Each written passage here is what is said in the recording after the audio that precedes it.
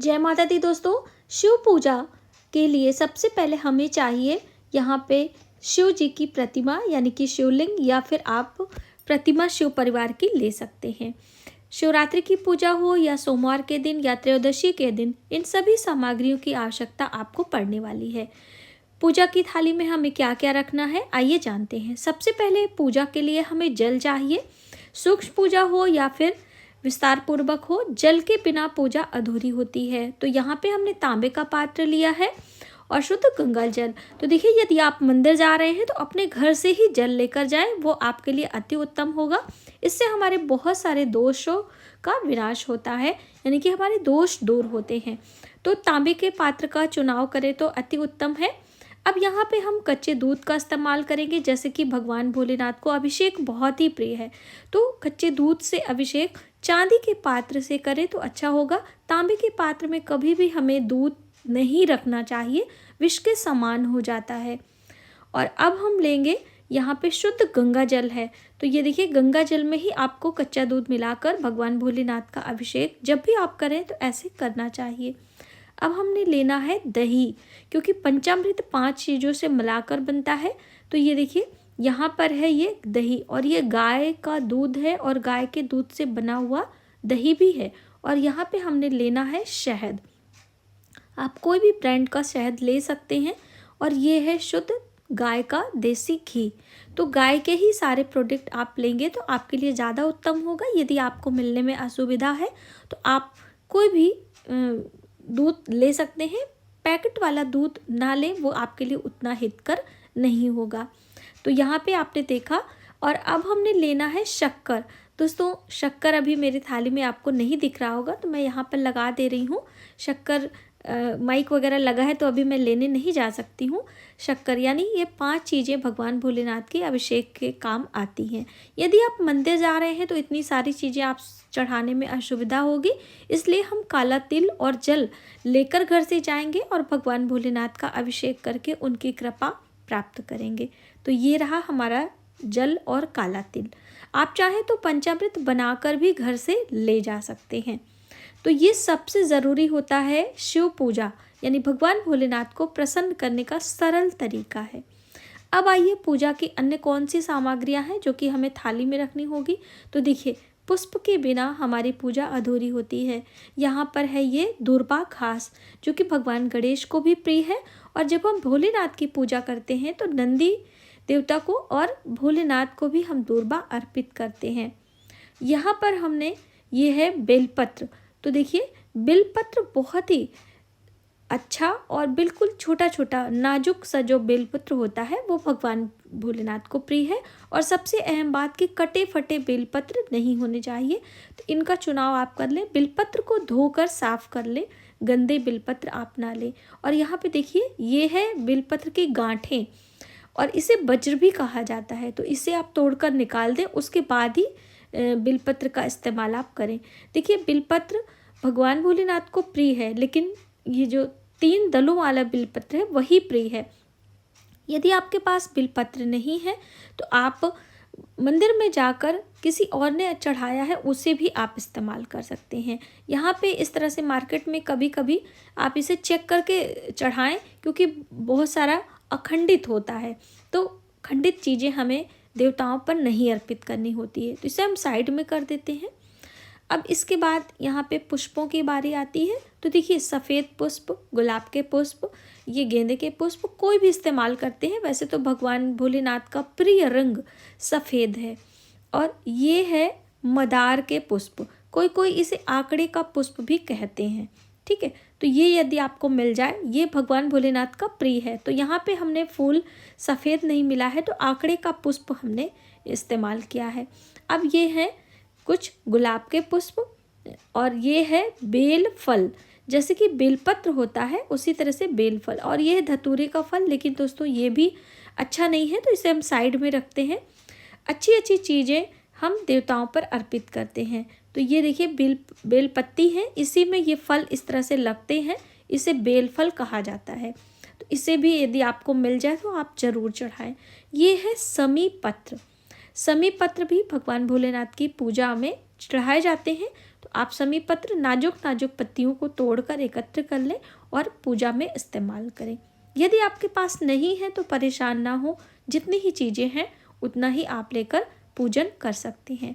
ये है भांग, मार्केट में आसानी से मिल जाती है। तो ये पत्तियों वाली भांग है और मार्केट में सूखी भांग भी आती है। तो जो भी आपके पास अवेलेबल हो वो आप चढ़ाएं, क्योंकि भगवान भोलेनाथ को ये भांग और भस्म बहुत ही प्रिय होता है। तो अभी हम आपको आगे भस्म दिखाने वाले हैं, क्योंकि जैसे आपने देखा होगा उज्जैन में भस्म आरती होती है। तो आप थोड़ी सी भस्म का इस्तेमाल पूजा में करेंगे तो भगवान भोलेनाथ बहुत जल्द प्रसन्न हो जाते हैं। अब थाली में ये देखिए, यहाँ पे हमने चांदी की थाली का इस्तेमाल किया है। इसमें मैंने दूध से बनी मिठाइयाँ रखी हुई हैं। आप इसके साथ ऋतु फल भी ले सकते हैं या अन्य कोई जैसे मिश्री है, पंचमेवा है, वो भोग के लिए इस्तेमाल कर सकते हैं। हमने थाली लगानी है। अब थाली में हम क्या क्या रख रहे हैं वो भी एक एक करके आप समझते चलिए। तो सबसे पहले हम दीपक लगाएंगे। पूजा में पूजा की शुरुआत दीप से होती है।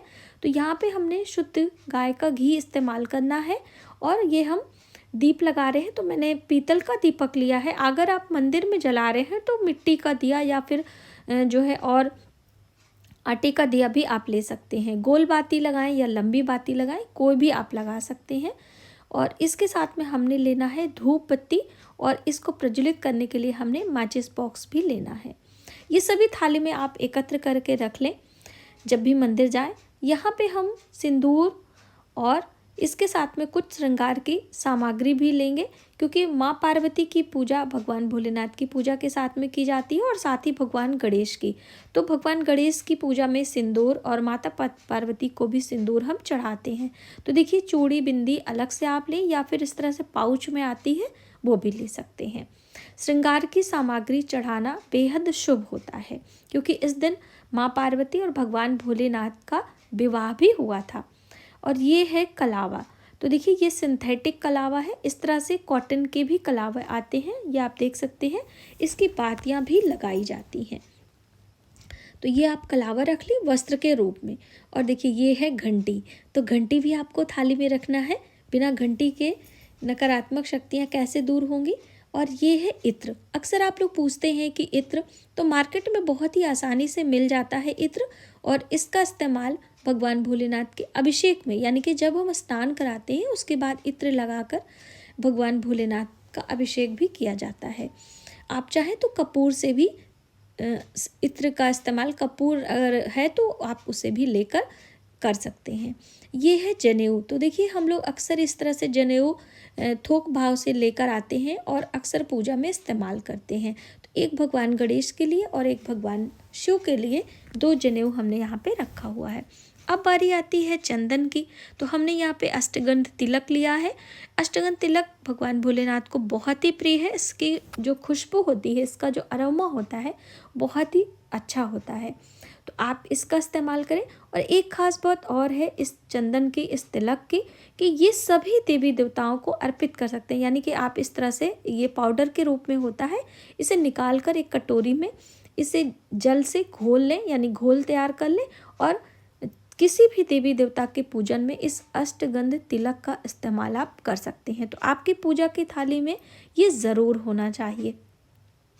इसके बाद जो मैं आप बात बता रही थी आपको, भस्म। तो ये है भस्म, इसे विभूति भी कहते हैं। तो भस्म विभूति के नाम से जाना जाता है और जहाँ पर शिव पूजा की सामग्री मिलती है वहाँ पे आसानी से आपको मिल जाएगा। यदि आप किसी भी ऐसे उसमें जाते हैं जहाँ पे भगवान भोलेनाथ का शिवलिंग है, जैसे काशी विश्वनाथ है या फिर आप रामेश्वरम गए हैं, कहीं भी वहाँ भी आसानी से मिल जाएगा। और ये जो पीले रंग का आप देख रहे हैं, ये है अबीर और गुलाल। कोई कोई गुलाल कहते हैं, कोई अबीर कहते हैं। तो ये भी लिया क्योंकि फाल्गुन का महीना है। अब बारी है अक्षत की।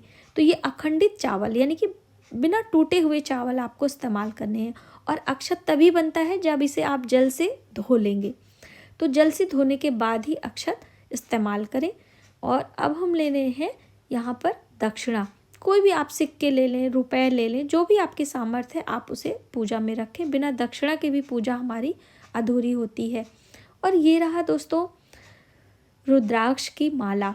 रुद्राक्ष की माला से हम भगवान शिव के मंत्रों का जप करते हैं।